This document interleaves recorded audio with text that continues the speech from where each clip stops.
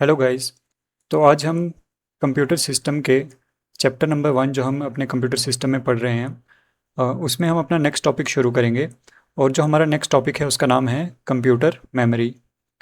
तो computer memory में हम दो और सब टॉपिक जो हैं हमारे वो पढ़ेंगे। इसमें सबसे पहला है यूनिट ऑफ मेमोरी और फिर है हमारा टाइप ऑफ मेमोरी। तो सबसे पहले हम डिस्कस करेंगे कि कंप्यूटर मेमोरी किसे बोला जाता है। तो computer memory is a storage area of computer that is use to hold data, instruction and processing result. तो जैसा कि हमने लास्ट वीडियो में डिस्कस किया था कि हमारे पास कंप्यूटर की एक लोकेशन रहती है जिसे हम मेमोरी बोलते हैं, या स्पेसिफिकली अगर मैं बात करूं तो उसे हम मेन मेमोरी बोलते हैं। और मेन मेमोरी में हमारा डेटा और इंस्ट्रक्शन जो है वो स्टोर रहता है। तो डेटा और इंस्ट्रक्शन जो हमारे इसमें स्टोर रहता है वो सीपीयू के द्वारा यूज़ किया जाता है। तो सीपीयू हमारा जो है वो ब्रेन ऑफ कंप्यूटर हम उसे बोलते हैं। और सीपीयू को डेटा जब प्रोसेस करना रहता है तो उस टाइम पे डेटा और डेटा के साथ जो इंस्ट्रक्शन रहती है वो मेन मेमोरी में स्टोर्ड रहता है। और जब सीपीयू अपनी प्रोसेसिंग कंप्लीट कर लेता है तो वो डेटा को वापस से मेन मेमोरी में स्टोर करता है। फॉर एग्ज़ाम्पल, अगर हमारे पास मेन मेमोरी में हमारा डेटा है 3, 1 और हमारा इंस्ट्रक्शन है प्लस, तो सीपीयू हमारा 3 + 1 को प्रोसेस करेगा और इसका हमें जो रिज़ल्ट है वो 4 देगा। और ये जो 4 रिज़ल्ट है ये वापस से हमारा मेन मेमोरी में जो जाके है वो स्टोर हो जाएगा।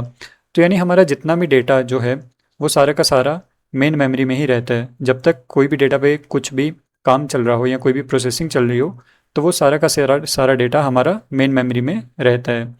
अब हमारे कंप्यूटर में काफ़ी सारे अलग अलग टाइप की मेमोरीज जो हैं वो रहती हैं जिन्हें हम आगे आने वाले इन्हीं टॉपिक्स में पढ़ेंगे। तो सबसे पहले यहाँ पे हमें बताए गए की पॉइंट्स। तो की पॉइंट्स में हम देखते हैं कि मेमोरी क्या करती है। मेमोरी डेटा को स्टोर करती है, मेमोरी इंस्ट्रक्शन को स्टोर करती है और मेमोरी रिजल्ट को स्टोर करती है। तो जैसे यहाँ पे मैंने बताया हमारा डेटा, इंस्ट्रक्शन और हमारा जो रिजल्ट है वो सारा का सारा मेन मेमोरी में ही स्टोर हो रहा था। उसके बाद में हमारी स्पेसिफिकली दो टाइप की मेमोरी रहती है, एक प्राइमरी मेमोरी और दूसरी सेकेंडरी मेमोरी। तो यहाँ पे प्राइमरी मेमोरी की बात अगर करें तो प्राइमरी मेमोरी जो होती है जिसे हम मेन मेमोरी भी बोलते हैं वो डायरेक्टली एक्सेस होती है सीपीयू के द्वारा। यानी ये जो प्राइमरी मेमोरी है इसके और सीपीयू के बीच में एक डायरेक्ट लिंक जो है वो रहता है। और जो दूसरी हमारी टाइप की मेमोरी होती है वो है सेकेंडरी स्टोरेज। और जो सेकेंडरी स्टोरेज होती है उसका हमारा डायरेक्ट लिंक सीपीयू के साथ नहीं होता, उसका हमारा डायरेक्ट लिंक होता है मेन मेमोरी के साथ। तो यहाँ पे मेरी एक सेकेंडरी मेमोरी जो है वो रहती है और सेकेंडरी मेमोरी का जो लिंक है वो मेन मेमोरी के साथ रहता है। और जो प्राइमरी मेमोरी होती है या जो मेन मेमोरी जिसे हम बोलते हैं, तो मेन मेमोरी का दूसरा नाम जो होता है वो प्राइमरी मेमोरी भी होता है। और प्राइमरी मेमोरी का डायरेक्ट लिंक जो है वो सीपीयू के साथ रहता है। और जो यहाँ पे सेकेंडरी मेमोरी की जो बात की गई है, तो सेकेंडरी मेमोरी जो हमारी होती है वो डेटा को परमानेंटली स्टोर करती है। अब हमने पिछले लेक्चर में ये चीज़ बहुत ही एक्सटेंसिवली डिस्कस की थी कि हमारी मेमोरी जो होती है वो डेटा को या तो टेम्परेरी बेसिस पे स्टोर कर सकती है या फिर परमानेंट बेसिस पे स्टोर जो है वो कर सकती है। तो हमारी जो प्राइमरी मेमोरी होती है वो हमारे डेटा को टेम्परेरी बेसिस पे स्टोर करती है। यानी जब तक डेटा पे कोई प्रोसेसिंग चल रही है उस समय के लिए जो हमारा डेटा है वो मेन मेमोरी में या प्राइमरी मेमोरी में रहता है। और जैसे ही ये प्रोसेसिंग जो है वो कंप्लीट हो जाए, जैसे ही सीपीयू जो है इस डेटा की प्रोसेसिंग कंप्लीट कर दे तो वो रिज़ल्ट मेन मेमोरी को वापस देता है। और मेन मेमोरी क्या करती है, उस रिज़ल्ट को कुछ समय के लिए स्टोर करके रखती है और कुछ समय के बाद में वो जो रिज़ल्ट है उसे हम सेकेंडरी मेमोरी में भेज देते हैं परमानेंट स्टोरेज के लिए। तो सेकेंडरी मेमोरी जो है मेरी वो रिज़ल्ट को परमानेंटली स्टोर करती है और प्राइमरी मेमोरी मेरी डेटा को तब तक ही स्टोर कर सकती है जब तक उसमें जब तक उसमें प्रोसेसिंग चल रही होती है। यानी जब तक सीपीयू डेटा पे प्रोसेसिंग कर रहा होता है तब तक हमारा डेटा जो है वो मेन मेमोरी या प्राइमरी मेमोरी में रहता है। और जैसे ही प्रोसेसिंग कंप्लीट हो जाती है तो डेटा उठ के मेरा सेकेंडरी मेमोरी में जो है वो चला जाता है। नेक्स्ट हम देखेंगे मेमोरी हायरार्की। तो मेमोरी हायरार्की में हम एक डायग्राम बनाते हैं, ये डायग्राम बहुत इंपॉर्टेंट है। इसमें हमारी डिफरेंट डिफरेंट टाइप की मेमोरी जो है वो उसके बारे में डिस्कस किया गया है। लेकिन जो प्राइमरली हम दो मेमोरी कैटेगरीज़ की बात करते हैं वो एक है प्राइमरी मेमोरी और दूसरी है सेकेंडरी मेमोरी। इसके अलावा भी हमारे पास काफ़ी सारी मेमोरीज रहती हैं जैसे सीपीयू रजिस्टर, कैश मेमोरी और टर्शरी स्टोरेज या ऑफलाइन स्टोरेज। तो इन सभी के बारे में हम पढ़ेंगे, लेकिन जो हमारी सबसे इंपॉर्टेंट चीज़ है वो है प्राइमरी मेमोरी और सेकेंडरी मेमोरी। अगर इस हायरार्की डायग्राम की अगर हम बात करें तो इसमें एक चीज़ नोटिस करने वाली ये है कि जो हायरार्की में सबसे ऊपर जो मेमोरी रहती है, जैसे फॉर एग्जांपल यहाँ पे हमारे सीपीयू रजिस्टर हैं, वो हायरार्की में सबसे ऊपर हैं। तो जो मेमोरी जितनी हायरार्की में ऊपर रहेगी उसका एक्सेस टाइम इतना ही फास्ट होगा, यानी वो मेमोरी इतनी ही फास्ट होगी। तो हमारे कंप्यूटर में जो सबसे फास्टेस्ट मेमोरी जो रहती है वो है सीपीयू रजिस्टर्स। फिर उससे थोड़ी सी स्लो हमारी रहती है कैश मेमोरी, फिर उससे स्लो हमारी प्राइमरी मेमोरी जिसे हम मेन मेमोरी भी बोल देते हैं, और ऐसे करते करते हमारी सबसे स्लो मेमोरी जो रहती है वो रहती है हमारी टर्शरी स्टोरेज या ऑफलाइन स्टोरेज। और एक चीज़ और देखने वाली है कि जैसे जैसे हम हायरार्की में ऊपर बढ़ते हैं, फॉर एग्जांपल अगर मैं सीपीयू रजिस्टर्स की बात करूं तो इनकी कॉस्ट जो है वो सबसे ज़्यादा होती है। तो सीपीयू रजिस्टर की कॉस्ट जो है वो सबसे ज़्यादा होती है और टर्शरी स्टोरेज की कॉस्ट जो है वो सबसे कम रहती है। अब यहाँ से एक कंक्लूजन ये निकल के आता है, क्योंकि जो हमारे सीपीयू रजिस्टर्स हैं उनकी कॉस्ट बहुत ज़्यादा है, तो कॉस्ट ज़्यादा होने के कारण इस मेमोरी का हम यूज़ कम से कम करते हैं, और यूज़ कम से कम करते हैं इसीलिए इनकी कैपेसिटी किसी भी कंप्यूटर में बहुत स्मॉल रहती है। और जो हमारी टर्शरी स्टोरेज जो रहती है वो हमारी इतनी कॉस्टली नहीं होती, यानी वो चीप मेमोरी जो है वो रहती है, इसीलिए इसको हम एज अ लार्जर कैपेसिटी हम अपने कंप्यूटर में रखते हैं। उसके बाद में CPU, cash, primary, secondary memory और टर्शरी मेमोरी की यहाँ पे एग्जांपल्स बताई गई हैं। तो इन सब के बारे में हम आगे आने वाले अपने लेक्चर्स में पढ़ेंगे। तो फिलहाल के लिए आपको ये डायग्राम से मेन ये चीज़ समझनी है कि जो हायरार्की में मेमोरी जितनी ऊपर रहती है वो इतनी ही फास्ट होती है और उसकी कॉस्ट भी इतनी ही ज़्यादा होती है और उसका साइज़ बहुत कम रहता है। लेकिन अगर हम हायरार्की में सबसे नीचे वाली मेमोरी पे जाएँ तो इसकी कॉस्ट जो है वो लो रहती है, इसकी स्पीड जो है वो कम रहती है, और इसकी जो कैपेसिटी है, स्टोरेज कैपेसिटी, वो काफ़ी ज़्यादा रहती है। तो यहाँ पे इस कंक्लूजन में लिखा है, as we move down the hierarchy speed decreases, capacity increases and cost per bit decreases.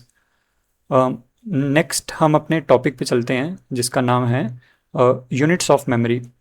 तो देखो, जो हमारी मेमोरी रहती है ना, कंप्यूटर की मेमोरी, उसके लिए कुछ बेसिक यूनिट्स रहती हैं। तो हमारे पास जो सबसे बेसिक यूनिट रहती है वो मेमोरी की, वो है बिट। सपोज़ करते हैं हमारी ये कंप्यूटर मेमोरी है, ठीक है, और इसको मैंने ऐसे ब्लॉक्स में डिवाइड किया हुआ है, इस तरह के ब्लॉक्स में डिवाइड किया। इस तरह के हमारे पास बिलियंस ऑफ ब्लॉक कंप्यूटर की मेमोरी में हो सकते हैं। सपोज़ ये मेन मेमोरी है और इसमें काफ़ी सारे हमारे पास ब्लॉक्स हैं, और मेन मेमोरी में बिलियंस ऑफ इस तरह के ब्लॉक्स जो हैं वो रह सकते हैं। अब इनमें जो हर एक ब्लॉक है वो दो वैल्यू स्टोर कर सकता है। वो तो या तो ज़ीरो स्टोर कर सकता है या फिर वन स्टोर कर सकता है। तो सपोज़ करते हैं हमारा ये ब्लॉक ज़ीरो स्टोर कर रहा है, ये वन स्टोर कर रहा है, ये भी वन स्टोर कर रहा है और ये ज़ीरो स्टोर कर रहा है। तो इसी तरह से मेरी मेमोरी जो है उसमें बिलियंस ऑफ ब्लॉक्स रहते हैं, और उन ब्लॉक्स में आइदर हमारा या तो ज़ीरो रहेगा या फिर हमारा वन रहेगा, और हमारी जो मेमोरी है वो ज़ीरो और वन से ही बनी होती है। सपोज़ करते हैं अगर आपकी कोई फ़ोटो है, आपका अगर कोई फ़ोटो वाला डेटा है, या आप फ़ोटो है या कोई और डेटा है, कोई गाना है या कोई भी ऑडियो है, इसको ट्रांसफॉर्म किया जाता है ज़ीरो और वन की फॉर्म में, फिर इसको मेमोरी में क्या स्टोर किया जाता है, इसको मेमोरी में देन उसके बाद में स्टोर किया जाता है। तो अल्टीमेटली जो हमारा डेटा है वो ज़ीरो और वन की फॉर्म में रहना चाहिए, तभी हम उसको मेमोरी में जो है वो स्टोर कर पाएंगे। तो हमारी जो मेमोरी की सबसे स्मॉलेस्ट यूनिट जो है रहती है उसे हम बोलते हैं बिट। बिट को हम स्मॉल बी से डिनोट करते हैं, और एक बिट एक सिंगल ब्लॉक की बात करता है, यानी एक सिंगल ब्लॉक को आप एक बिट मान सकते हो, और वो बिट या तो ज़ीरो रहेगी या वन रहेगी, यानी ये एक सिंगल ब्लॉक है, ठीक है। अब इसमें या तो आप ज़ीरो स्टोर कर पाओगे या वन स्टोर कर पाओगे, और ज़ीरो और वन क्या है, हमारी बिट्स हैं। स्पेसिफिकली बोला जाए तो हम इनको बोलते हैं बाइनरी बिट्स। तो ज़ीरो और वन जो है उन्हें हम बोलते हैं बाइनरी बिट्स। अब हमारी जो नेक्स्ट यूनिट आती है वो है निबल। तो निबल का क्या मतलब है, जब हमारी चार बिट्स को एक साथ लिख दिया जाए तो वो हमारा एक निबल बना देती है। फॉर एग्ज़ाम्पल, अगर मेरी मेमोरी इस तरह से है, इसमें मेरे 4 ब्लॉक हैं, ये मेरे 4 ब्लॉक बन गए और इन 4 ब्लॉक में कुछ बिट्स पड़ी हैं, सपोज लेट से 0010 इस तरह की कोई बिट्स पड़ी हैं। तो ये हमारे पास टोटल कितने ब्लॉक हैं, 1 2 3 एंड 4। तो ये 4 ब्लॉक्स हमारे मिलके बनाएंगे एक निब्बल। तो एक निब्बल जो है वो मेरी 4 बिट्स के बराबर जो है वो रहता है। नेक्स्ट हमारी मेमोरी की यूनिट है बाइट। तो बाइट जो है वो 8 बिट के बराबर होती है।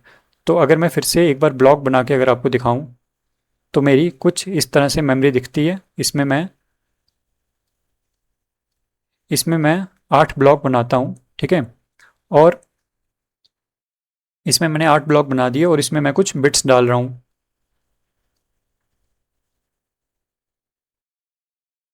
7 एंड 1 मोर 8। तो ये मेरी 8 बिट्स हैं, 1 2 3 4 5 6 7 एंड 8। अब ये जो 8 बिट्स हमारी मिली हैं, 8 बिट्स को जब मैं एक साथ लिख देता हूँ तो ये मेरा बना देता है एक बाइट।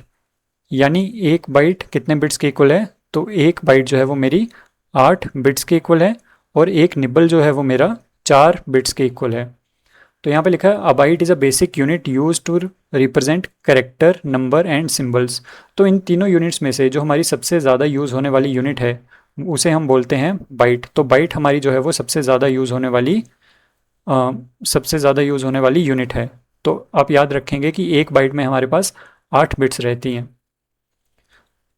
नेक्स्ट हमारे पास एक कन्वर्जन टेबल दिया गया है। इस कन्वर्जन टेबल में हमारे पास काफ़ी सारी यूनिट्स बताई गई हैं। तो कंप्यूटर मेमोरी को रिप्रेजेंट करने के लिए हमारे पास मोर देन 1 यूनिट्स रहती हैं।